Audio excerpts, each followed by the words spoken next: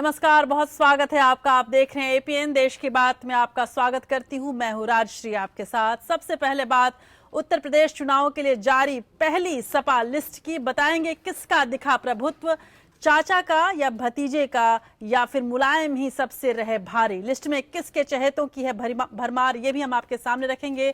और किसके करीबियों का कटा है टिकट, ये भी आपको बताएंगे। और क्यों कहा है मुलायम सिंह ने कि अभी तो मैं जवान हूं। और साथ ही अखिलेश यादव की नाराजगी क्या है और मुलायम सिंह की नाराजगी अखिलेश से क्या है, ये सब कुछ आपके सामने हम रखेंगे। साथ ही बताएंगे कि 3 दिन बाद यानी कि 1 जनवरी 2017 जब आप नए साल का स्वागत करेंगे, उसी वक्त आप किस मुसीबत में फंस सकते हैं अगर आपके पास 500 या 1000 के 10 से ज्यादा पुराने नोट मिलते हैं। तो आप पर कैसे लग सकता है जुर्माना, ये हम आपको समझाएंगे। और साथ ही नोटबंदी के आज जब 50 दिन हो गए हैं लगभग, उम्मीद से ज्यादा पुराने नोट बैंकों में वापस आने पर क्यों मुरझा गया है सरकार का चेहरा। बताएंगे कि डिमोनेटाइजेशन पर बनी कमेटी के मुखिया और आंध्र प्रदेश के मुख्यमंत्री चंद्रबाबू नायडू ने, जिन्होंने एक समय कहा था कि जी करता है कि सर फोड़ लूं, उन्होंने अब नोटबंदी के मुद्दे पर क्यों मारा है यू टर्न। बताएंगे कैसे कांग्रेस के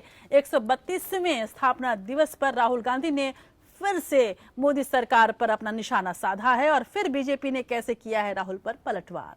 आरोप और प्रत्यारोप की इस राजनीति में कैसे लालू यादव ने मोर्चा संभाल लिया है, ये भी आपको दिखाएंगे। और अब जबकि साल 2016 अपने अंतिम पड़ाव पर है, कुछ ही दिनों में ये साल हमसे विदा हो जाएगा और हम आपको आजकल रोज दिखा रहे हैं मुख्य क्षेत्रों में साल भर का लेखा जोखा। इसी कड़ी में देश की बात में आज बात करेंगे अदालत के बड़े फैसलों की, साथ में और भी बहुत कुछ। तो चलिए शुरू करते हैं आज के इस नए सफर को।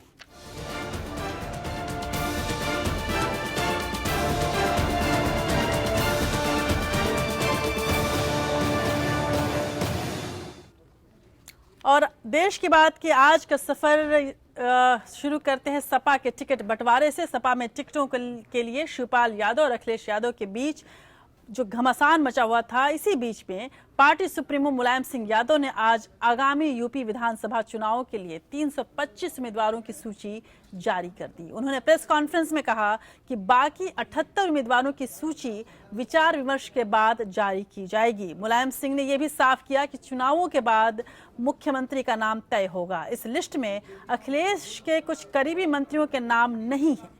पार्टी में यूपी अध्यक्ष शिवपाल सिंह यादव जसवंत नगर से चुनाव लड़ेंगे, जबकि मुख्यमंत्री अखिलेश का नाम इस सूची में शामिल नहीं है। ये कहा गया कि वो जहां चाहें वहां से चुनाव लड़ सकते हैं।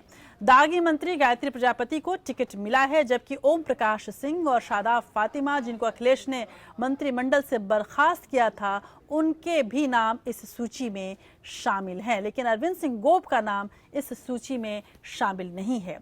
जैसी ये सूची जारी की मुलायम सिंह यादव ने, और कुछ ही देर बाद अखिलेश यादव की नाराजगी सबके सामने हो गई और प्रेस कॉन्फ्रेंस के दौरान ही मुलायम सिंह यादव ने अखिलेश यादव से अपनी असंतुष्टता सबके सामने जाहिर कर दी और ये कहा कि अखिलेश के कामकाज की वजह से सपा के जो अपने थे वो सभी दूर हो गए। देखिए ये रिपोर्ट।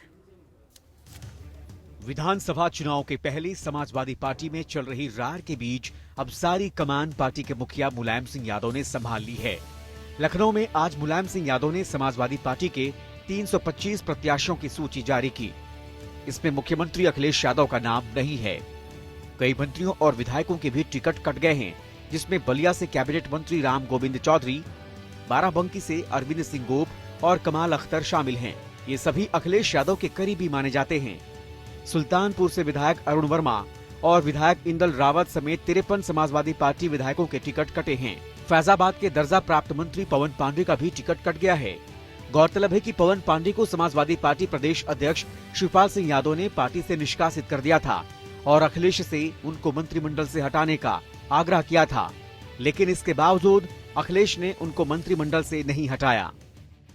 चुनाव में 2017 के लिए समाजवादी पार्टी द्वारा 30 से 25 आज कुल 30 से 25 विधानसभा सीटों पर उम्मीदवार घोषित किए जा रहे हैं, जिसमें 178 सीटें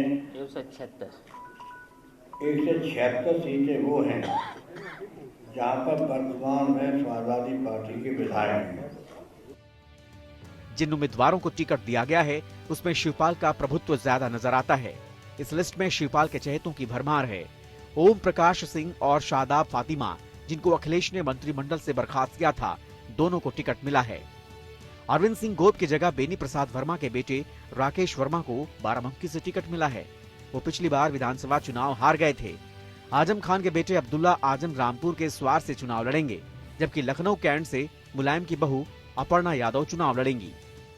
नेता गठबंधन की जो बात चल रही थी वो पूरी तरह से खत्म हो गई है। समाजवादी पार्टी कोई अलायंस नहीं करेगी, ये ऑफिशियल हो गया। हाँ, ये तो पहले मैंने कह दिया, समाजवादी पार्टी का किसी से गठबंधन नहीं होगा। हाल ही में निलंबन के बाद वापस आए सीतापुर बिस्वा विधायक रामपाल को फिर से टिकट दिया गया है। अतीक अहमद का टिकट भी बरकरार रखा गया है। मुख्यमंत्री अखिलेश यादव के बारे में बोलते हुए समाजवादी पार्टी सुप्रीमो ने कहा कि वह जहां से भी चाहेंगे वहां से चुनाव लड़ेंगे।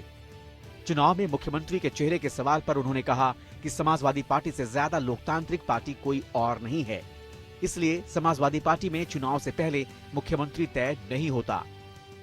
हमारे यहाँ कभी नहीं किया जाता और पार्टियों में किया जाता है, तो वे धाराशायी हो जाते हैं।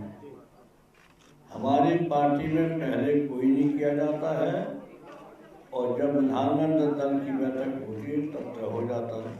पहले भी हमने नहीं किया, हमने कभी नहीं किया। मुलायम सिंह ने कहा कि अब कोई टिकट बदला नहीं जाएगा, बहुत सोच समझकर टिकट दिया गया है। इसके साथ ही मुलायम ने कहा कि उन्होंने जीतने वाले उम्मीदवार घोषित किए हैं। हाल के दिनों में सूबे के मुख्यमंत्री अखिलेश यादव और मुलायम सिंह यादव के भाई शिवपाल यादव के बीच सीटों के बंटवारे को लेकर खींचतान साफ दिखाई दी। अखिलेश ने अपने पसंदीदा उम्मीदवारों की लिस्ट मुलायम को सौंपी थी, जिस पर शिवपाल ने नाराजगी जताई थी। इस पर पार्टी सुप्रीमो ने कहा कि सबने अपने अपने हिसाब से लिस्ट भेजी है, जितना संभव हो सका है उन्होंने एडजस्ट करने की कोशिश की है, लेकिन फाइनल सूची उनके पसंद की है। अनामिका सिंह के साथ ब्यूरो रिपोर्ट, एपीएन लखनऊ। तो बहुप्रतीक्षित प्रेस कॉन्फ्रेंस जो आज मुलायम सिंह यादव का हुआ वो बेहद खास था। आज मुलायम सिंह यादव ने अपनी बात रखी और खुलकर रखी।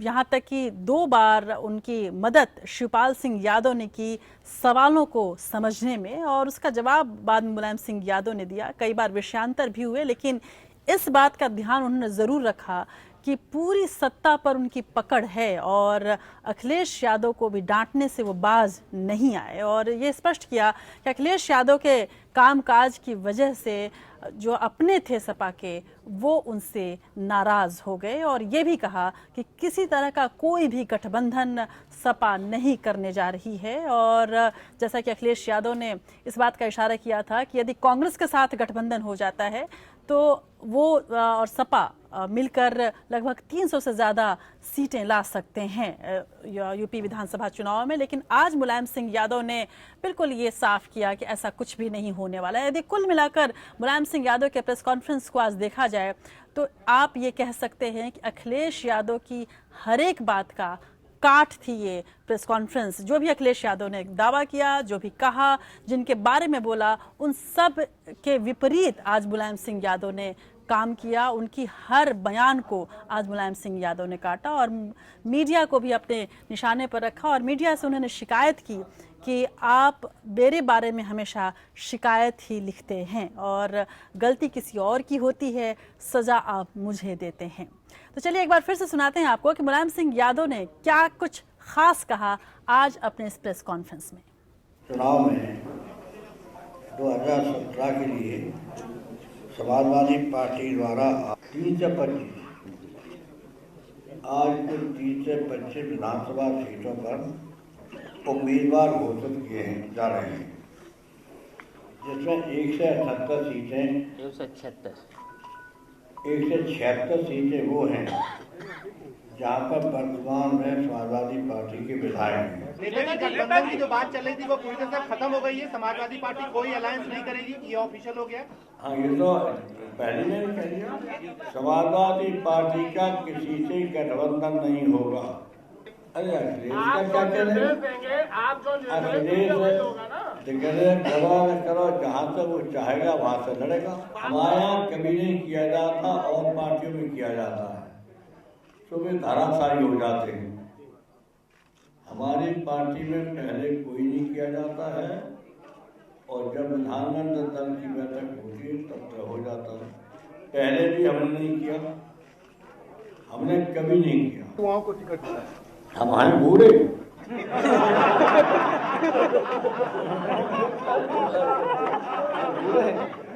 बूढ़े बैठे, ये बूढ़े खड़ा हो रहा पूरा है। आप भी पीछे तो सवाल पूछे, आप बूढ़े हो गए क्या? आप ही कृपा करो, आप ही को लिखना चाहिए था। आपको लिखा, कुछ लोगों ने तो लिखा है, दिल्ली में भी कोई लिखा है, लेकिन सबसे बढ़िया पत्रकार यूपी के माने जाते थे, तो बड़ा बदमानी भूख सम्मान में गिरावट आई है। ये बता रहा हूँ, जब मैं बिहार में गया था 20 साल पहले, तब मैंने कहा था उत्तर प्रदेश के पत्रकार सबसे विद्वान है, सम्मानित है, वो अच्छा लिखते हैं, अच्छा पढ़ते भी हैं। इतना सम्मान था उत्तर प्रदेश के पत्रकारों का। कृपा करिए वो सम्मान बचाए रखिए। और पूरा ये प्रेस कॉन्फ्रेंस आज का बेहद दिलचस्प रहा मुलायम सिंह यादव की शैली के लिहाज से, जब उन्होंने ये पूछा कि क्या मैं वाकई बूढ़ा हो गया हूँ, और उन्होंने तमाम अपने जो सहयोगी नेताओं से उनसे ये पूछा कि मैं बूढ़ा दिखता हूँ क्या। जाहिर सी बात है कि कौन कहेगा कि वो बूढ़े हो गए हैं। ये अलग बात है कि शिवपाल सिंह यादव को उन्हें बार बार जो पत्रकारों के सवाल थे वो जोर से बोलकर समझाना पड़ा, लेकिन कहा सबने यही कि नेताजी अभी जवान है। इसी बीच में उन्होंने ये भी कहा कि मोदी की प्रशंसा की और ये कहा कि प्रधानमंत्री मोदी जो बने हैं प्रधानमंत्री, वो काफ़ी कष्ट झेलने के बाद बने हैं, लेकिन बीजेपी ने अच्छा काम नहीं किया। ये चौथा मौका था जब मुलायम सिंह यादव प्रधानमंत्री मोदी की तारीफ कर रहे थे, और ये लगभग 10वां मौका था जब अखिलेश यादव को उन्होंने एक बार फिर से डांटा, ये कहते हुए कि उन्होंने अपनों को दूर कर दिया। इधर अखिलेश यादव ने टिकट काटे जाने वाले नामों पर सवाल पूछे जाने पर कहा कि वह इस बारे में मुलायम सिंह यादव से बात करेंगे। हालांकि अखिलेश यादव अपना दर्द छुपा नहीं पाए। मुख्यमंत्री आज महोबा और झांसी के दौरे पर थे और सुबह में इन्होंने यहाँ पर आज भाषण भी किया और अपने सरकार की तमाम उपलब्धियों को गिनाया, लेकिन शाम आने तक मुख्य अखिलेश यादव का हंसता हुआ चेहरा उदास हो चुका था, क्योंकि इसके पहले मुलायम सिंह यादव ने अपनी प्रेस कॉन्फ्रेंस कर दी थी और टिकटों की घोषणा भी कर दी थी।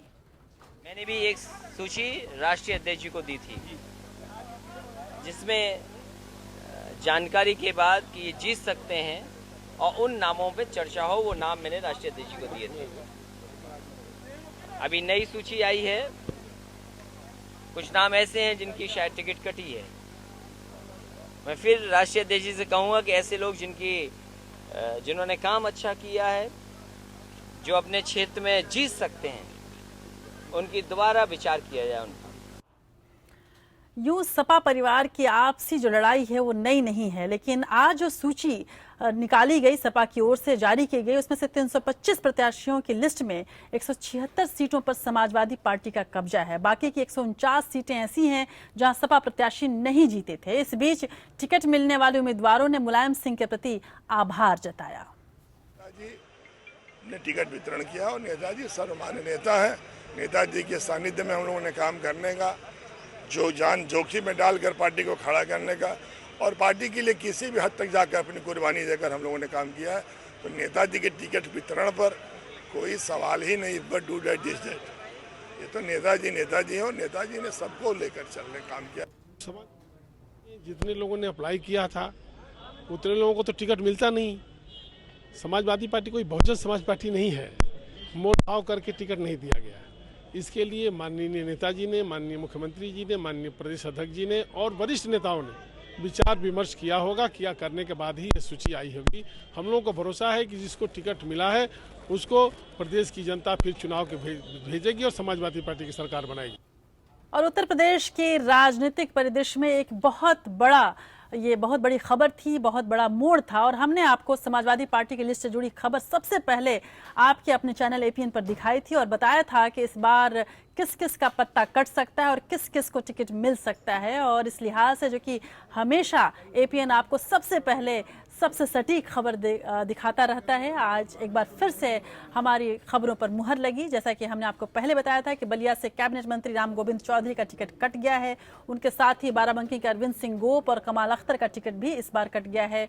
सुल्तानपुर से विधायक अरुण वर्मा के साथ एक और विधायक इंदल रावल का टिकट भी पार्टी ने काट दिया है। सबसे हैरान करने वाली बात यह रही आज कि फैजाबाद के दर्जा प्राप्त मंत्री पवन पांडे का भी टिकट कट गया। अखिलेश के करीबी पवन पांडे को शिवपाल ने मंत्रिमंडल से हटाने की मांग पहले ही की थी, जिसे अखिलेश ने नकार दिया। आप स्क्रीन पर देख रहे हैं कि जो मुख्य चेहरे थे उनका टिकट कैसे काट दिया आज सपा सुप्रीमो ने। कमाल अख्तर का टिकट कटा, इसके पहले आपने देखा कि अरविंद सिंह गोप का टिकट कटा और अरविंद सिंह गोप की जगह पर बेनी प्रसाद वर्मा के बेटे राकेश वर्मा को टिकट दिया गया। और ऐसे कई नाम हैं जो हैरान कर देने वाले हैं। भ्रष्टाचार के आरोपों से घिरे गायत्री प्रजापति को पार्टी ने अमेठी से टिकट दिया है, तो वहीं मंत्रिमंडल से हटाए जाने के बाद दोबारा शामिल किए गए नारद राय को भी टिकट मिल गया है। बाहुबली अतीक अहमद को भी सपा ने टिकट दिया है और ये तमाम वो टिकट हैं जो कि साबित करते हैं कि अखिलेश यादव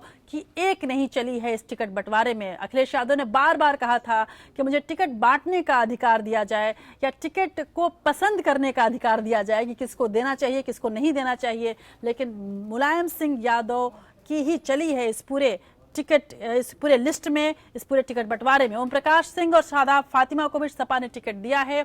ओम प्रकाश सिंह एक सशक्त नेता हैं समाजवादी पार्टी के और ज़रूरी है, यदि हम अगर जाति समीकरण को देखें तो ओम प्रकाश सिंह का टिकट इसीलिए रखा गया, हालांकि वहां पर उनके क्षेत्र में अफजाल अंसारी से भी करीबी सपा कर चुकी है और अफजाल अंसारी और मुख्तार अंसारी का काफ़ी प्रभाव है वहां पर। और अरविंद सिंह गोप की जगह बेनी प्रसाद वर्मा के बेटे राकेश वर्मा को बाराबंकी से टिकट मिला है, तो आजम खान के बेटे अब्दुल्ला आजम रामपुर के स्वार से चुनाव लड़ेंगे। और यदि हम बात करें सपा की आपसी लड़ाई की, तो ये लड़ाई कोई नई नहीं है। यदि 2016 के तमाम पड़ावों को आप याद करें, तमाम महीनों को याद करें, तो 2016 शुरू होते ही सपा के बीच की अंदर के जो अंदरूनी कलह थी वो धीरे धीरे सामने आने लगी थी। और इस लिहाज से 2016 एक सबसे बड़े राजनीतिक जो परिवार है उसके अंदर की लड़ाई के नाम रहा। अगस्त से ये लड़ाई ज़्यादा उग्र हो गई और धीरे धीरे चचा और भतीजे के बीच का बिगड़ता हुआ समीकरण सबके सामने हो गया। सपा में शिवपाल और अखिलेश के बीच सत्ता की लड़ाई अंदर अंदर काफी दिनों से चलती रही, लेकिन खुलकर सामने आई कौमी एकता दल में सपा के विलय को लेकर। पूरी लड़ाई की पृष्ठभूमि क्या रही, अखिलेश कहां कहां कमजोर रहे और क्या क्या उन्होंने बयान दिया, और मुलायम सिंह यादव कैसे पूरी कमान अपने हाथ में रखे रहे और बार बार पैचअप की कोशिश करते रहे, लेकिन अंततः ऐसा लगता है कि मुलायम सिंह यादव भी हार चुके हैं और अब वो पूरी पार्टी की कमान अपने हाथों में ही रखना चाहते हैं। देखिए रिपोर्ट।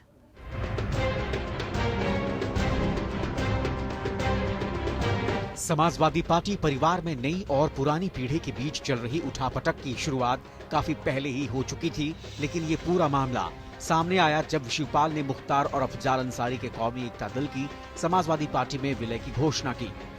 अखिलेश ने इसका विरोध किया। किसी तरह मामला सुलझा ही था कि शिवपाल ने पलटवार करते हुए कहा कि विलय जल्दी होगा। बस यही अखिलेश को मौका मिल गया।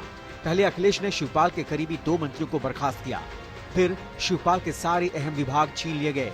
यहाँ तक कि शिवपाल और अमर सिंह के करीबी मुख्य सचिव दीपक सिंघल को भी अखिलेश ने आनंद फानन में हटा दिया। मुलायम ने शक्ति संतुलन बनाते हुए शिवपाल को अखिलेश की जगह प्रदेश अध्यक्ष बना दिया। दूसरी तरफ शिवपाल से अहम विभाग छीनकर अखिलेश ने शिवपाल को मंत्रिमंडल से निकलने पर मजबूर कर दिया। हालांकि बाद में अखिलेश ने मुलायम सिंह के समझाने पर मंत्रिमंडल से निकाले गए गायत्री प्रसाद प्रजापति को वापस भी ले लिया, लेकिन शिवपाल और अखिलेश के बीच शुरू हुआ युद्ध पूरी तरह से थमा नहीं। मुलायम जानते हैं कि यूपी संगठन में शिवपाल की अच्छी पकड़ है, इसलिए वो शिवपाल को साधने की कोशिश करते रहे। दूसरी ओर अखिलेश चाहते हैं कि सिर्फ उनके हिसाब से और उनकी छवि पर चुनाव लड़ा जाए। विधानसभा चुनाव के लिए टिकट वितरण को लेकर चाचा भतीजे एक बार फिर आमने सामने आ गए, लेकिन मुलायम एक बार फिर सभी पर भारी पड़े और उन्होंने दिखा दिया कि कुश्ती का ये पहलवान राजनीति के अखाड़े में भी अपने दांव पेंच अभी नहीं भूला है। Bureau report, APN। तो उत्तर प्रदेश में जहां सपा के टिकट बंटवारे पर चर्चा रही, लेकिन पूरे देश में नोटबंदी के 50वें दिन कांग्रेस उपाध्यक्ष राहुल गांधी ने कार्यकर्ताओं से कहा कि वो नोटबंदी के नुकसानों को जनता के बीच लेकर जाएं। राहुल गांधी पार्टी के 132वें स्थापना दिवस पर कार्यकर्ताओं को संबोधित कर रहे थे। इस मौके पर राहुल ने पीएम पर निशाना साधते हुए कहा कि पीएम कहते हैं कि 8 नवंबर को उन्होंने काला धन और भ्रष्टाचार के खिलाफ यज्ञ किया है, लेकिन हकीकत ये है कि ये यज्ञ सिर्फ 50 परिवारों के लिए किया जा रहा है। राहुल गांधी ने पीएम मोदी से 7 सवाल पूछे और उनके सामने 7 मांगें रखी हैं। नोटबंदी के खिलाफ कांग्रेस का हल्ला बोल जारी है। कांग्रेस के 132वें स्थापना दिवस के मौके पर उपाध्यक्ष राहुल गांधी ने नोट बैन से लोगों को हो रही दिक्कतों का मुद्दा उठाया। राहुल गांधी ने कहा कि नोटबंदी का ये यज्ञ महज देश के 50 अमीर परिवारों को फायदा पहुंचाने के लिए किया गया है। जैसे मैंने कहा है, 50 परिवारों के लिए प्राइम मिनिस्टर ने ये यज्ञ किया है। नुकसान गरीब लोगों का हुआ है, बलि गरीब लोगों की चढ़ाई गई है, किसानों की, मजदूरों की, छोटे दुकानदारों की, युवाओं की। कांग्रेस उपाध्यक्ष राहुल गांधी ने प्रधानमंत्री नरेंद्र मोदी से नोटबंदी को लेकर के सवाल पूछे।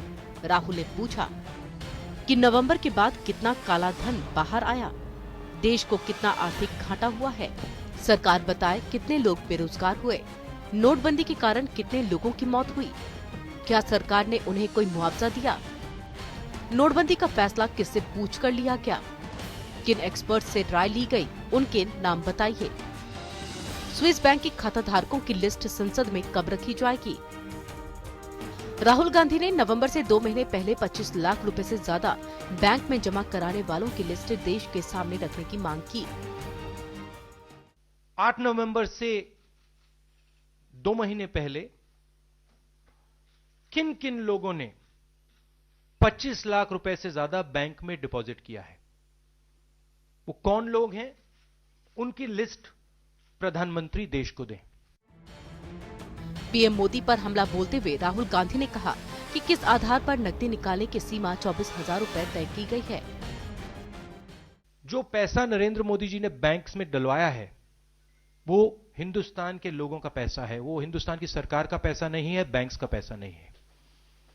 तो जो लिमिट लगाई गई है 24,000 रुपए की, उस लिमिट को अब आप हटाइए, क्योंकि इस लिमिट से आप हिंदुस्तान की फाइनेंशियल इंडिपेंडेंस छीन रहे हैं, हमारे लोगों की फाइनेंशियल इंडिपेंडेंस आप छीन रहे हैं। राहुल गांधी ने हमला बोलते हुए कहा कि प्रधानमंत्री अपने ऊपर लगे आरोपों पर चुप क्यों हैं? उनकी ओर से अब तक कोई जवाब सामने क्यों नहीं आया? राहुल ने कहा कि नोटबंदी के फैसले से सिर्फ और सिर्फ गरीबों पर असर हुआ है और उनकी रोजी रोटी छिन गई है। Bureau report, APN। कहते हैं इतिहास अपने आप को दोहराता है। हालांकि काल, पात्र, समय सब कुछ बदल जाता है, लेकिन घटनाएं कुछ वैसी होती ही रहती हैं। 1987 का वो समय था जब राज्यसभा के सांसद थे राम जेठमलानी, और वो तत्कालीन प्रधानमंत्री राजीव गांधी से रोज 10 सवाल पूछा करते थे संसद में और उसका जवाब मांगते थे। जो ये सवाल होते थे बोफोर्स कांड से जुड़े हुए, बोफोर्स भ्रष्टाचार से जुड़े हुए, और कुछ उसी अंदाज में अब राहुल गांधी ने 7 सवाल पूछे हैं प्रधानमंत्री मोदी से और 7 मांगे भी उनसे रखी थी। सवालों का क्या दर्द होता है, सवालों का जवाब देने में कितना दर्द होता है, राहुल गांधी ने जरूर इतिहास से सीखा होगा और शायद उसी तर्ज पर उन्होंने 7 सवाल प्रधानमंत्री मोदी के सामने रखे हैं। लेकिन नोटबंदी से लोगों को हुए नुकसान की भरपाई की मांग राहुल गांधी ने सरकार से एक बार फिर की है। राहुल ने कहा है कि नोटबंदी से गरीब लोगों, किसानों, मजदूरों, छोटे दुकानदारों को जो नुकसान हुआ, सरकार उसका मुआवजा दे। देश के लाखों किसानों को परेशानी हुई, सरकार उनके लोन माफ करे। राहुल ने कहा कि छोटे दुकानदारों को नुकसान हुआ है, उन्हें सेल टैक्स और इनकम टैक्स में 50% की छूट मिले।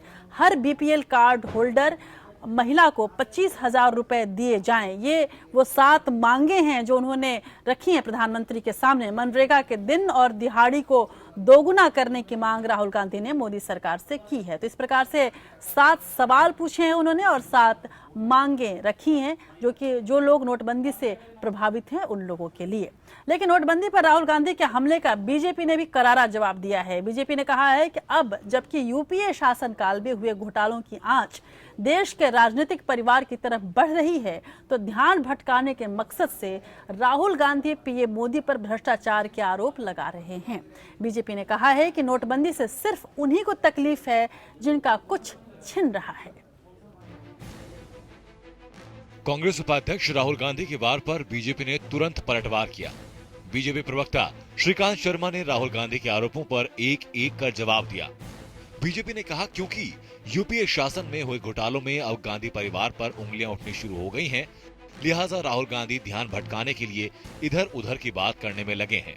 बीजेपी प्रवक्ता ने कहा कि पहले सिर्फ अरविंद केजरीवाल इस तरह के अनर्गल आरोप लगाते थे, लेकिन अब कांग्रेस उपाध्यक्ष राहुल गांधी भी उसी जमात में शुमार हो गए हैं। बीजेपी ने कहा कि कांग्रेस का केजरीवालकरण हो गया है। आप जहरीली जबान बोलते हैं और जहरीली जबान के साथ साथ वो बहुत खोखली भी होती है, तथ्य उसमें नहीं होते हैं।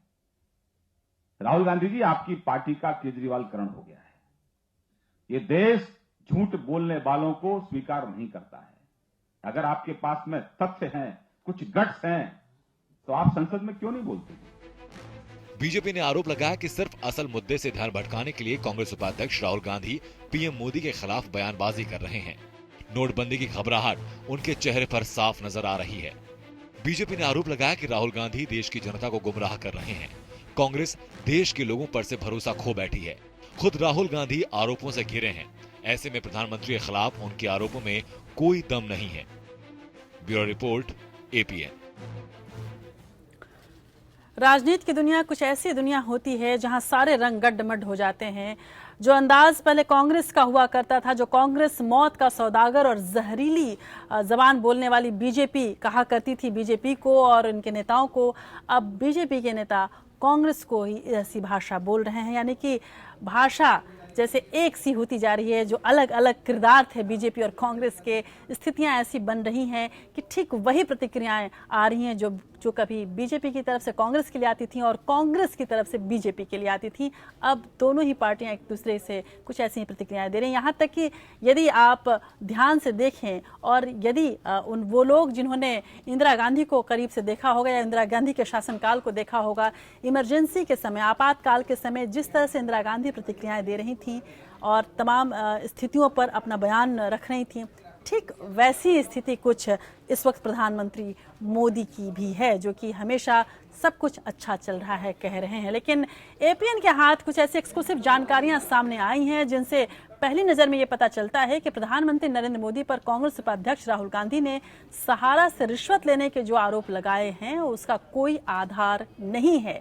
और ये बड़ी राहत की बात है बीजेपी के लिए, प्रधानमंत्री मोदी के लिए भी। सूत्रों के हवाले से एपीएन को जो जानकारी मिली है उससे आप भी अंदाजा लगा सकते हैं कि राहुल के आरोपों में दम है या नहीं। गौरतलब है कि राहुल गांधी बार बार प्रधानमंत्री मोदी पर आरोप लगाते रहे हैं कि उन्होंने कुछ निजी कंपनियों से पैसे लिए हैं और इसकी जांच की जानी चाहिए। और एपीएन ने हमेशा कहा है कि राहुल के जो तथ्य हैं उसमें कितना वजन है ये जांचना जरूरी है और यही जांच हमने की और हमने जो पाया वो खुलासा अब आपके सामने है इस रिपोर्ट के जरिए।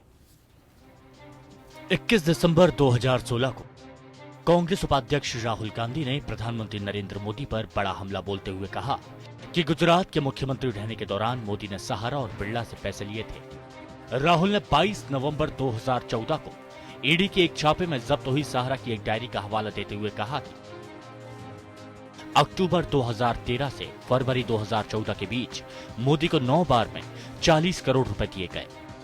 मेहसाणा की रैली में राहुल उसी मुद्दे को हमलावर तरीके से रख रहे थे जो मामला पहले से सुप्रीम कोर्ट में है। लेकिन नोटबंदी के दौर में अपने सियासी करियर में पहली बार आक्रामकता दिखाने में लगे राहुल का आरोप सुर्खियों में आ गया। नरेंद्र मोदी जी, आप हिंदुस्तान के प्रधानमंत्री हैं। आपके ऊपर ये सवाल उठाए जा रहे हैं। मैं देश की ओर से पूछ रहा हूं, जो इनकम टैक्स डिपार्टमेंट के पास है, क्या ये सच है? और अगर ये सच है तो तो इस पे इंक्वायरी कब होगी? राहुल ने आरोप लगाया कि सहारा कंपनी ने नरेंद्र मोदी को पहली बार 30 अक्टूबर 2013 को 2.5 करोड़ रुपए दिए। इसके बाद 12 नवंबर 2013 को 5 करोड़ 1 लाख, 27 नवंबर को 2.5 करोड़, 29 नवंबर को 5 करोड़, 6 दिसंबर को 5 करोड़, 19 दिसंबर 2013 को 5 करोड़, 13 जनवरी 2014 को 5 करोड़, 28 जनवरी 2014 को 5 करोड़ और 22 फरवरी 2014 को भी 5 करोड़ रुपए दिए गए। राहुल के आरोपों की एपीएन ने पड़ताल शुरू की तो सूत्रों के हवाले से उसके हाथ आई कई अहम जानकारियां लगी हैं।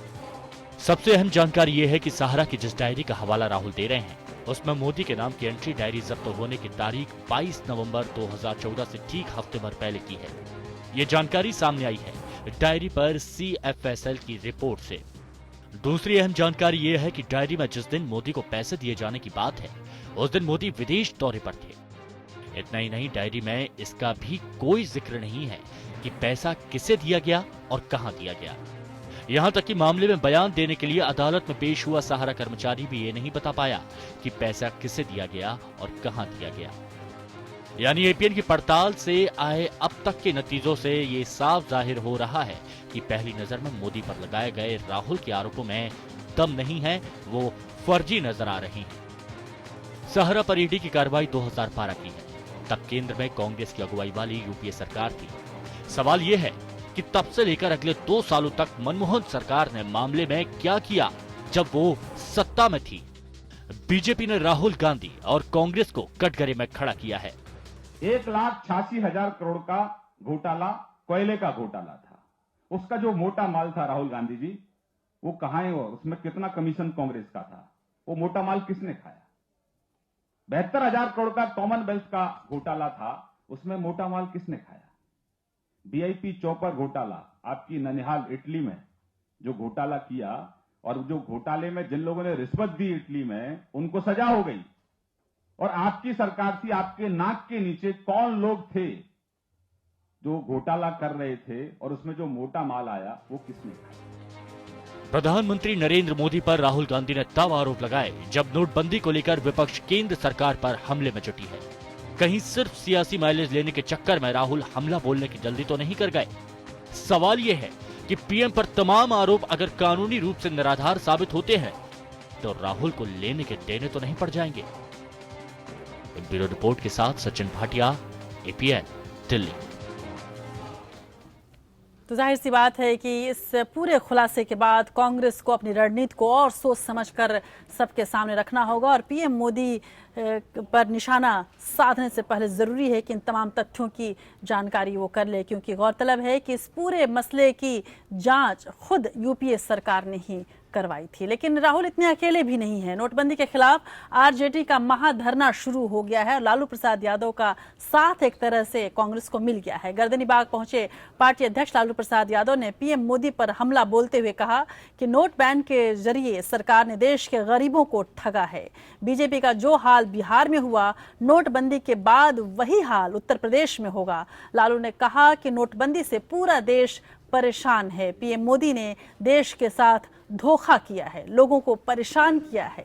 आरजेडी प्रमुख ने केंद्र सरकार को किसान और मजदूर विरोधी सरकार बताया।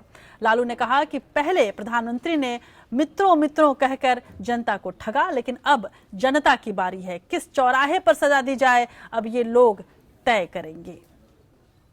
देश के पेट पर, किसान मजदूर के पेट पर लात मारा, आर्थिक स्थिति बद से बदतर किया और 50 दिन हो गया, अभी चौराहा तक नहीं हुआ है। अब चलिए रण क्षेत्र में चलिए, डंका बज गया, पूरा बिहार डंका बज रहा है। मोदी हटाओ देश बचाओ, मोदी हटाओ देश बचाओ। गौरतलब है कि नीतीश कुमार का शुक्रिया अदा कर चुके हैं पीएम मोदी। नोटबंदी का जो समर्थन नीतीश कुमार ने किया था और नीतीश कुमार पूरे इस मसले पर काफी सधे हुए बयान देते रहे हैं और नीतीश कुमार और लालू प्रसाद यादव बिहार में एक साथ है। तो एक व्यक्ति एक ध्रुव पे और दूसरा व्यक्ति दूसरे ध्रुव पे है। ऐसे में जाहिर सी बात है कि बिहार की राजनीति में भी कई मोड़ हमें देखने को मिल सकते हैं। लेकिन आपके और हमारे लिए मुश्किलें बढ़ सकती हैं यदि 500 और 1000 रुपए के पुराने नोटों पर आपने केंद्र सरकार और भारतीय रिजर्व बैंक की बात नहीं सुनी। दरअसल केंद्र सरकार और भारतीय रिजर्व बैंक की धारक के प्रति देयता को खत्म करने वाले अध्यादेश को केंद्रीय मंत्रिमंडल ने मंजूरी दे दी है। इस अध्यादेश को मंजूरी मिलने के बाद अब तय तारीख 31 मार्च 2017 के बाद 500 और 1000 के 10 नोट से ज्यादा पाए गए तो उस पर 50,000 रुपए तक के जुर्माने के साथ साथ 4 साल की सजा का भी प्रावधान है। सरकार के अध्यादेश के मुताबिक जिसके पास 500 या 1000 के पुराने नोट 10 से ज्यादा की संख्या में होंगे उस पर मुकदमा कायम किया जा सकेगा। इसे अब अपराध माना जाएगा। अध्यादेश के अनुसार नियम का उल्लंघन करने पर 50,000 रुपए का आर्थिक दंड या जब्त राशि का 5 गुना जो भी ज्यादा होगा जुर्माने के तौर पर देना होगा।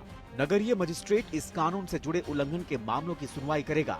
इस अध्यादेश में आरबीआई के निदेशकों की सिफारिशें भी शामिल हैं। 30 दिसंबर के बाद पुराने नोट सीधे तौर पर भारतीय रिजर्व बैंक में जमा होंगे। रियायत की सीमा बाद में तय की जाएगी। राष्ट्रपति के हस्ताक्षर के बाद यह अध्यादेश कानून बन जाएगा। इस अध्यादेश को लाने के पीछे नोटबंदी के फैसले को वैधता प्रदान करना है। The government had no option because this law, unless the law is changed, the demonetization is not legal. Ideally, the government should have brought this law in the parliament during the winter session and the law should have been changed. But the government has chosen this backdoor ordinance method. 1978 में जब तत्कालीन प्रधानमंत्री मोरारजी देसाई की सरकार ने नोटबंदी लागू की थी तो इसी तरह के अध्यादेश के जरिए की गई थी। दरअसल प्रत्येक नोट पर रिजर्व बैंक का धारक को दिए गए वचन की बाध्यता से सरकार को यह अध्यादेश मुक्त करता है। इसका अर्थ यह हुआ कि अब 500 और 1000 रुपए के पुराने नोट कानूनी तौर पर रद्द माने जाएंगे। हालांकि 30 दिसंबर के बाद पुराने नोट आरबीआई के पास जमा करवाए जा सकते हैं। खबरों के अनुसार पुराने नोटों को 31 मार्च तक रिजर्व बैंक में जमा करवाने की छूट कुछ विशेष शर्तों के साथ दी जा सकती है। इसमें उन लोगों को छूट मिल सकती है जो विदेशों में रहते हैं या फिर दुर्गम जगहों पर तैनात सेना या अर्धसैनिक बलों के लोग हैं। Bureau report, APN. उधर 8 नवंबर को प्रधानमंत्री नरेंद्र मोदी की नोटबंदी की घोषणा के आज 50 दिन पूरे हो गए। इस घोषणा से पहले माना जा रहा था कि 500 और 1000 के नोट में 15.4 लाख करोड़ रुपए सिस्टम में मौजूद हैं। आज 50वें दिन एक आकलन के मुताबिक उनमें से 14 लाख करोड़ रुपए बैंकों में वापस जमा हो चुके हैं। दरअसल सरकार को उम्मीद थी कि काले धन जमाखोरी के चलते पुराने करीब 3 लाख करोड़ रुपए वापस बैंक में नहीं लौटेंगे, लेकिन इसके उलट सरकार की उम्मीद से भी ज्यादा पैसे बैंकों में जमा हुआ, जिसने सरकार को चिंता में डाल दिया है।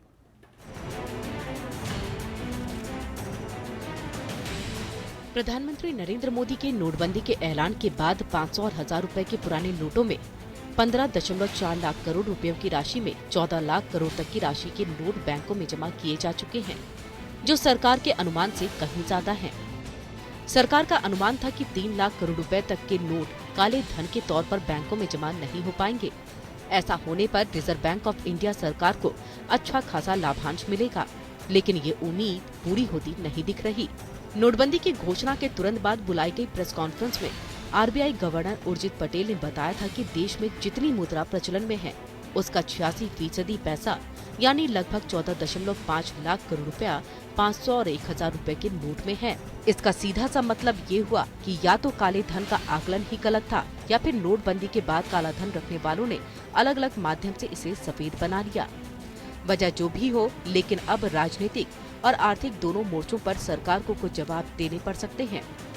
विपक्षी दलों का हमला जहां तेज होगा तो वहीं वित्तीय स्तर पर सरकार कुछ फैसलों से चूक सकती है। लेकिन सरकार के लिए एकमात्र खुशी की बात ये हो सकती है कि अब उसे 2.5 लाख रुपए की सीमा से ऊपर जमा किए गए रुपयों पर बड़ी मात्रा में टैक्स मिलेगा।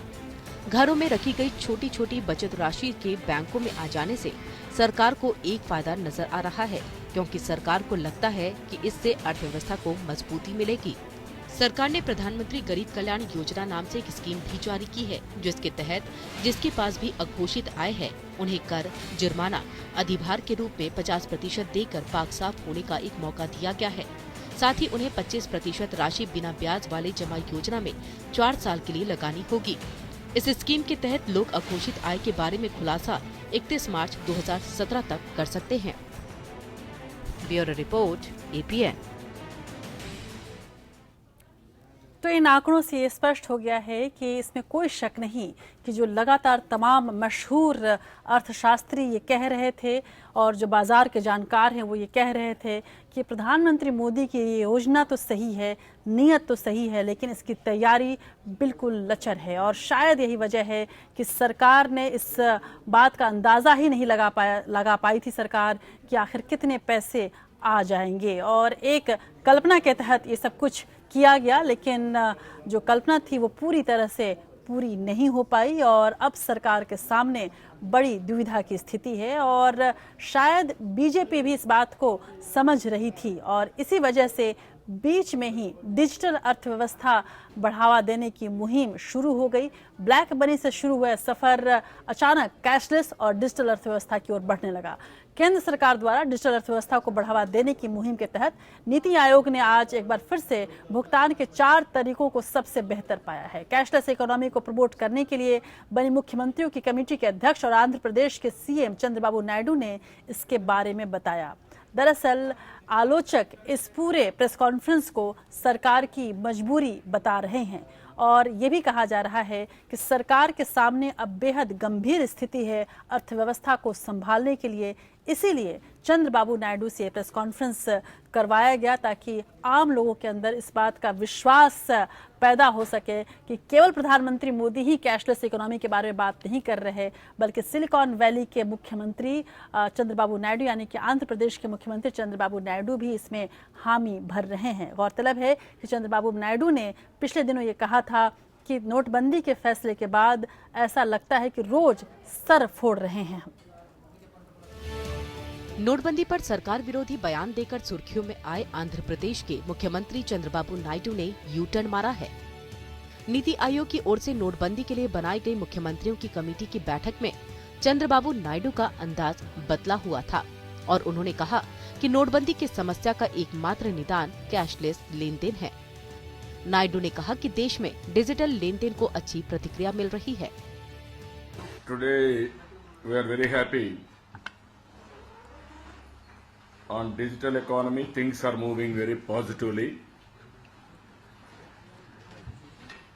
Even our Niti Aayog has presented best practices practiced by so many countries.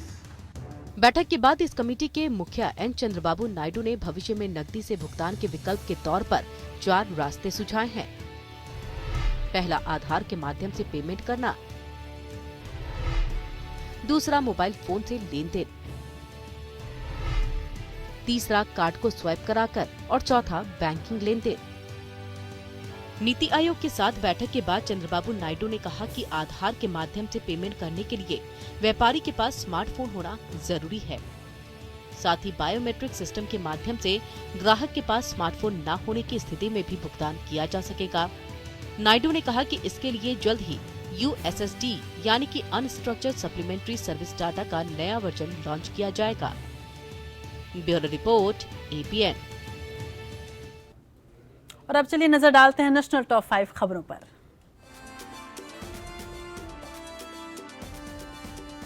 भ्रष्टाचार और अपराध के कई आरोपों से घिरे सुरेश कलमाड़ी और अभय चौटाला को भारतीय ओलंपिक संघ ने अपना आजीवन सदस्य बनाया है। आयोग के इस फैसले पर खेल मंत्रालय ने हैरानी जताई और खेल मंत्री ने इस फैसले की आलोचना की और इस पर जांच बैठाने का फैसला लिया। हालांकि इस फैसले के 24 घंटे के भीतर ही कलमाड़ी ने खुद इस पद को लेने में असमर्थता जता दी, लेकिन अभय चौटाला ने अब तक इस पद को ठुकराने का मन नहीं बनाया है। 5 दिसंबर को तमिलनाडु की पूर्व मुख्यमंत्री जयललिता के निधन के बाद AIADMK की पहली जनरल काउंसिल की मीटिंग गुरुवार को चेन्नई में होने वाली है। सूत्रों के मुताबिक इस मीटिंग में जया की सबसे करीबी रही शशिकला को पार्टी का जनरल सेक्रेटरी चुना जा सकता है। 23 दिसंबर को पार्टी के सीनियर लीडर E मधुसूदनन ने एक मीटिंग बुलाई थी। इस मीटिंग में जनरल काउंसिल की मीटिंग 29 दिसंबर को बुलाने का फैसला किया गया था। कैशलेस को बढ़ावा देने से रेलवे को फायदा हुआ है। रेलवे की आरक्षित श्रेणी में कैशलेस के जरिए होने वाली कुल आय में 30% इजाफा हुआ है। यह पहली बार है जब अनारक्षित श्रेणी में होने वाली आय में 8% आय भी कैशलेस बुकिंग के जरिए है। नवंबर में 58% लोगों ने डेबिट कार्ड और क्रेडिट कार्ड या फिर ऑनलाइन ट्रांजैक्शन के जरिए टिकटों की बुकिंग कराई थी, लेकिन अब यह बढ़कर 75% हो चुकी है। दिल्ली से बीजेपी सांसद उदित राज ने क्रिकेट में आरक्षण की मांग की है। उत्तर पश्चिम दिल्ली से सांसद उदित राज ने भारतीय क्रिकेट में दलित वर्ग के लिए कोटे की मांग की है। उदित राज ने एक ट्वीट में यह भी कहा कि विनोद कांबली आपको यह स्वीकार करने से शर्माना नहीं चाहिए कि आप दलित हैं और इसलिए आपको क्रिकेट से बाहर होना पड़ा। बुधवार के कारोबारी सत्र में शेयर बाजार सपाट बंद हुए हैं। प्रमुख सूचकांक सेंसेक्स 2.76% की कमजोरी के साथ 26,210.68 के स्तर पर और निफ्टी 2 अंकों की बढ़त के साथ 8,034.85 के स्तर पर कारोबार कर बंद हुआ है।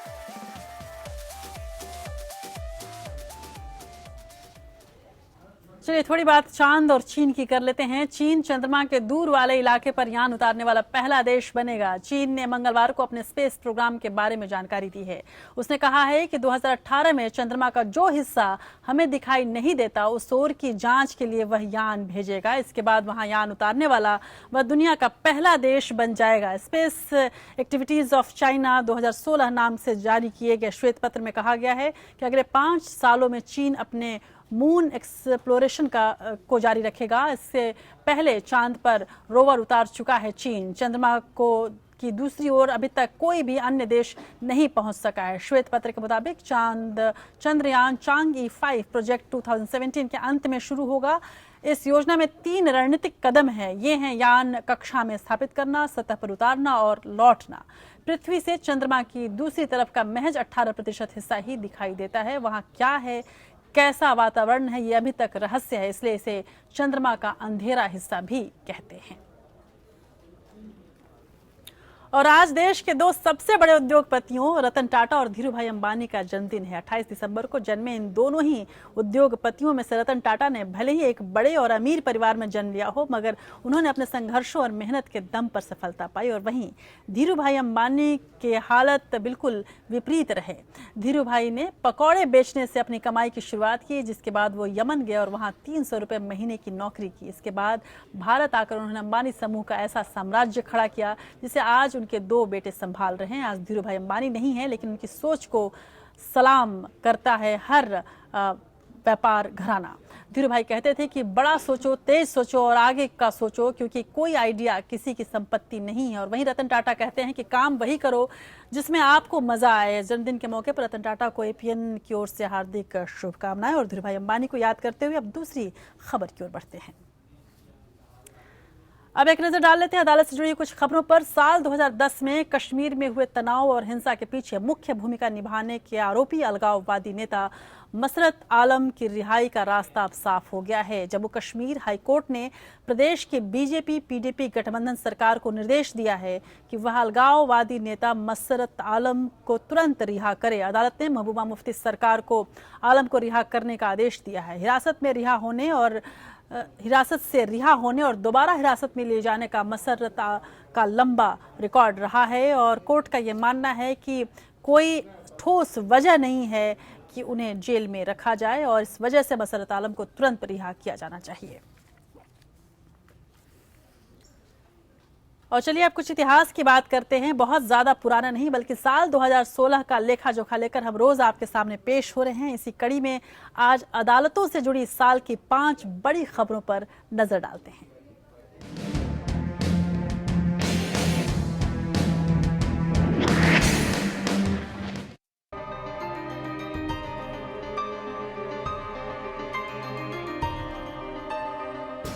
इस साल देश की अदालतों ने कई अहम फैसले दिए और न्यायपालिका से जुड़ी तमाम खबरें चर्चा में रहीं। साल भर के दौरान सबसे बड़ी खबर रही हाई कोर्टों में जजों के खाली पदों को भरने का मामले को लेकर न्यायपालिका और कार्यपालिका में तनाव। देश के प्रधान न्यायाधीश जस्टिस टी.एस. ठाकुर ने हर मंच पर इस मुद्दे को उठाया। अप्रैल में दिल्ली के विज्ञान भवन में एक समारोह में उन्होंने प्रधानमंत्री नरेंद्र मोदी के सामने ही देश की अदालतों में जजों की कमी का मुद्दा उठाया और इसकी वजह से देश में न्याय की हालत पर भावुक हो गए। उन्होंने विधि आयोग की उस रिपोर्ट का हवाला भी दिया जिसमें प्रति 10 लाख पर 50 जजों की बात कही गई थी। उन्होंने कहा कि जजों की कमी से अदालतों पर मुकदमों का बोझ बढ़ रहा है और न्याय में देरी हो रही है। जस्टिस ठाकुर यही नहीं रुके और 15 अगस्त को प्रधानमंत्री के भाषण पर टिप्पणी की। कहा कि भाषण में अगर न्याय की बात होती तो अच्छा होता। कॉलेजियम की सिफारिशों के बावजूद हाई कोर्टों में जजों की नियुक्ति न करने के मामले में सुनवाई के दौरान जस्टिस टी.एस. ठाकुर ने सख्त लहजे में कहा, आप क्या चाहते हैं कि अदालतों पर ताला लग जाए। दिल्ली हाई कोर्ट के स्वर्ण जयंती समारोह में भी जस्टिस ठाकुर ने जजों की कमी का मामला उठाया। उनके सवालों पर कानून मंत्री रविशंकर प्रसाद ने जस्टिस ठाकुर के सवालों का जवाब दिया और इसी मौके पर अटॉर्नी जनरल ने न्यायपालिका को लक्ष्मण रेखा न लांघने की नसीहत भी दी, तो जस्टिस J.S. खेहर ने जवाब दिया कि संविधान की भावना की रक्षा करना न्यायपालिका की लक्ष्मण रेखा है। यही नहीं, सरकार ने कॉलेजियम की ओर से भेजे गए 77 नामों में से 43 नाम वापस भेज दिए थे, लेकिन कॉलेजियम ने ये नाम फिर से भेज दिए, यानी पिक्चर अभी बाकी है। सर्वोच्च न्यायालय की ओर से बनाई गई RM लोढ़ा समिति ने भारतीय क्रिकेट कंट्रोल बोर्ड में बड़े बदलावों की सिफारिश वाली रिपोर्ट 4 जनवरी को सौंपी। समिति की सिफारिशों में BCCI को सूचना के अधिकार के तहत लाने, सट्टेबाजी को कानूनी बनाने और किसी भी मंत्री के BCCI में पद न लेने जैसी बड़ी सिफारिशें हैं। सिफारिशों में कहा गया है कि BCCI और IPL के लिए अलग अलग गवर्निंग काउंसिल हों। जुलाई में सुप्रीम कोर्ट ने लोढ़ा समिति की अधिकतर सिफारिशें मंजूर कर ली हैं, लेकिन BCCI की ओर से इन सिफारिशों को लागू करने में लगातार अड़ंगा लगाया जाता रहा है। बोर्ड ने कुछ सिफारिशें मान ली हैं, लेकिन अहम सिफारिशों पर उसकी टालमटोल जारी है। मामले में एमिकस क्यूरे ने भी कहा कि BCCI के सभी प्रशासकों को बदल देना चाहिए। एमिकस क्यूरे की इस सलाह के बाद सुप्रीम कोर्ट ने वैकल्पिक प्रशासकों की सूची भी मांगी। साथ ही कोर्ट ने बोर्ड के अध्यक्ष अनुराग ठाकुर को झूठा हलफनामा दाखिल करने पर फटकार लगाई और कहा कि वो माफी मांगे या सजा भुगतने को तैयार रहें। इस मामले में अब जनवरी के पहले हफ्ते में सुनवाई होगी। इसके अलावा इस साल उत्तराखंड और अरुणाचल प्रदेश में राष्ट्रपति शासन को अवैध घोषित करने के सुप्रीम कोर्ट के 2 फैसले खासे चर्चित रहे। दोनों मामलों में केंद्र को झटका लगा। उत्तराखंड में कांग्रेस के कुछ विधायकों ने सरकार का साथ छोड़ दिया था। बजट से जुड़े एक प्रस्ताव पर 18 मार्च को 9 कांग्रेसी विधायकों ने बीजेपी के साथ वोटिंग की और इसके बाद 27 मार्च को राज्य में राष्ट्रपति शासन लागू कर दिया गया था, लेकिन स्पीकर ने बागी विधायकों को अयोग्य कर दिया। पहले उत्तराखंड हाई कोर्ट ने स्पीकर के इस फैसले को सही करार दिया और जब बीजेपी ने सुप्रीम कोर्ट में अपील की तो सुप्रीम कोर्ट ने हाई कोर्ट के फैसले पर मुहर लगा दी। यही हाल अरुणाचल प्रदेश में भी हुआ है। अरुणाचल प्रदेश में दिसंबर 2015 में कांग्रेस के कुछ विधायकों ने बगावत कर दी है और इसके बाद राज्यपाल ने खुद ही विधानसभा का सत्र बुलाया और विपक्षी विधायकों ने बागियों के साथ मिलकर मुख्यमंत्री और विधानसभा अध्यक्ष को बर्खास्त कर दिया। ये आयोजन एक होटल में हुआ क्योंकि स्पीकर ने विधानसभा को बंद करने का आदेश दिया था और इसके बाद राज्यपाल ने कहा कि मुख्यमंत्री अपना बहुमत खो चुके हैं, इसलिए सरकार को बर्खास्त कर दिया जाए। केंद्र सरकार ने राज्यपाल की रिपोर्ट पर राष्ट्रपति शासन की सिफारिश कर दी। मामले पर फैसले में सुप्रीम कोर्ट ने कहा कि राज्यपाल का फैसला अवैध और असंवैधानिक था। कोर्ट ने अपने फैसले में ये भी कहा कि 9 दिसंबर 2015 के बाद विधानसभा ने जो भी फैसले किए हैं वे सभी रद्द समझे जाएं। सुप्रीम कोर्ट के फैसले के बाद देश में ये पहली बार हुआ एक सरकार को हटाकर पुरानी सरकार को बहाल किया गया। सुप्रीम कोर्ट ने फैसला दिया कि दीवानी और फौजदारी कानून में प्रावधान न होने के बावजूद न्याय के हित को देखते हुए किसी भी मुकदमे की सुनवाई जम्मू कश्मीर के बाहर किसी और राज्य में स्थानांतरित कर सकता है। संविधान के अनुच्छेद 32, 136 और 142 में प्राप्त शक्तियों के तहत सुप्रीम कोर्ट को ऐसा आदेश देने का अधिकार है। जम्मू कश्मीर राज्य के मुकदमों की सुनवाई के बारे में ये व्यवस्था सुप्रीम कोर्ट की 5 न्यायाधीशों की संविधान पीठ ने दी है। कोर्ट ने कहा कि न्याय पाना अनुच्छेद 21 के तहत दिए गए जीवन के अधिकार का एक पहलू है। इस अधिकार के हनन पर कोर्ट अनुच्छेद 32 के तहत सुनवाई कर आदेश दे सकता है और इसमें परिस्थितियों को देखते हुए मुकदमे के एक कोर्ट से दूसरे कोर्ट हस्तांतरण का आदेश भी दिया जा सकता है।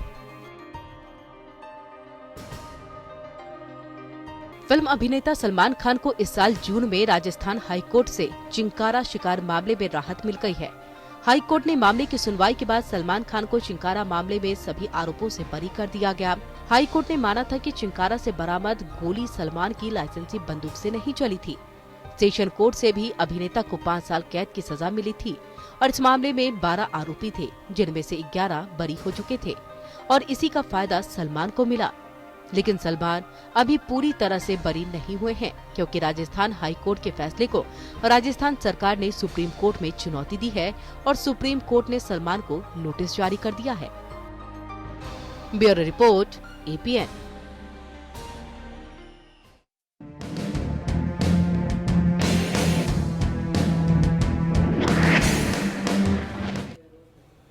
तो अब हर गुजरता दिन इतिहास बनता जा रहा है और देश की बात के आखिरी पड़ाव में हम इतिहास की ही बात करते हैं। चलिए देश और दुनिया के आज का इतिहास क्या रहा ये देखते हैं।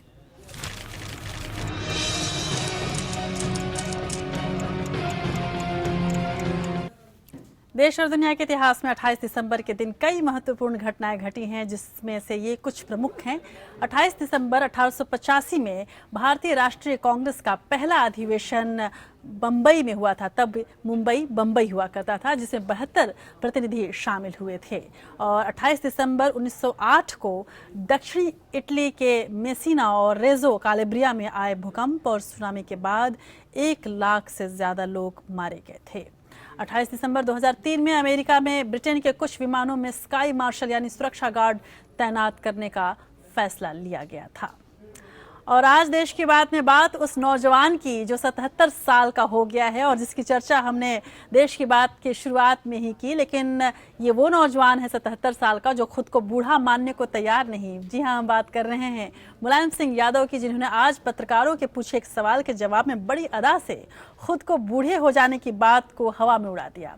लेकिन हमें यहाँ यह नहीं भूलना चाहिए कि इन्हीं मुलायम सिंह के बेटे अखिलेश यादव ने कभी यह बोला था कि पार्टी की बागडोर अब युवा हाथों में होनी चाहिए। और सपा सुप्रीमो मुलायम सिंह यादव और अन्य बुजुर्गों की बढ़ती उम्र और फैसले लेने की क्षमता पर निशाना भी साधा था। बहरहाल इस मसले पर हम तो कुछ नहीं बोलेंगे, लेकिन मुलायम सिंह के आज के इस अंदाज ने मल्लिका पुखराज के ऑल टाइम हिट गाने अभी तो मैं जवान हूँ की यादें जरूर ताज़ा कर दी। जाते जाते आपको मुलायम सिंह के इस अंदाज और उस सदाबहार गजल के साथ छोड़ जाते हैं और साथ ही एक और फिल्मी गाना भी है जिसे सुनते ही आपको कुछ और याद आ जाएगा। तो चलिए इसका आप लुत्फ उठाइए और मुझे दीजिए इजाजत। नमस्कार, शुभ रात्रि।